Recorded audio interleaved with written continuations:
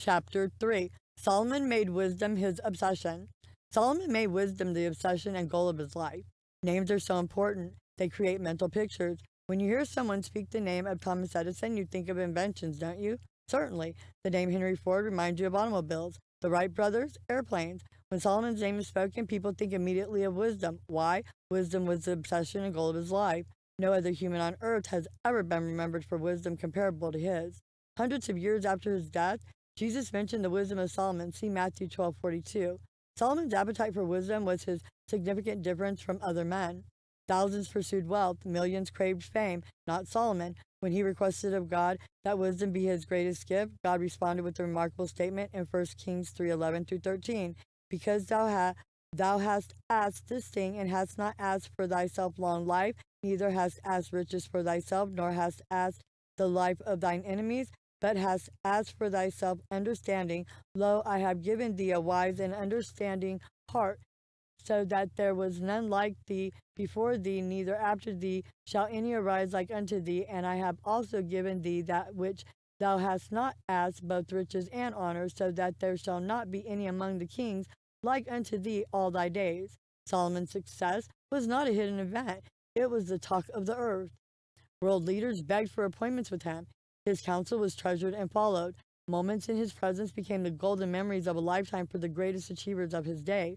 The wealthy brought him unforgettable, unparalleled gifts. Solomon sought the most important thing possible. Proverbs 4:7 says, wisdom is the principal thing. The ancient writings teach that the most important thing on earth is wisdom. Solomon discovered that wisdom produces wealth, gains friendships, and is more precious than gold and silver. Solomon was aware of his greatness and even documented the rewards of his wisdom. Listen to this remarkable review of Solomon's accomplishments taken from Ecclesiastes 2:4 through 9. I made me great works. I builded me houses. I planted me vineyards. I made me gardens and orchards, and I planted trees in them of all kind of fruits. I made me pools of water to water therewith the wood that bringeth forth trees. I got me servants and maidens, and had servants born in my house. Also I had great possessions of great and small cattle, above all that were in Jerusalem before me. I gathered me also silver and gold, and the peculiar treasures of kings and of the provinces. I got me men singers and women singers, and the delights of the sons of men as musical instruments, and that of all sorts. So I was great, and increased more than all that were before me in Jerusalem. Also my wisdom remained with me.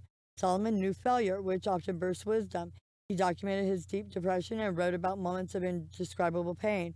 He was quite honest about it, never hiding his emptiness and moments of loss. Therefore I hated life, he said in Ecclesiastes 2:17. Solomon's father was King David, the illustrious warrior and psalmist. David wanted desperately to build the temple himself, but God personally selected Solomon. 1 Chronicles 17:11 through 12 says, and it shall come to pass when thy days be expired that thou must go to be with thy fathers, that I will raise up thy seed after thee, which shall be of thy sons, and I will establish his kingdom. He shall build me a house, and I will establish his throne forever. Solomon was the recipient of some of the most expensive gifts any human on earth ever received. One scholar said that when the Queen of Sheba wanted to hear his answers to her questions, she brought a gift of more than 4.5 million.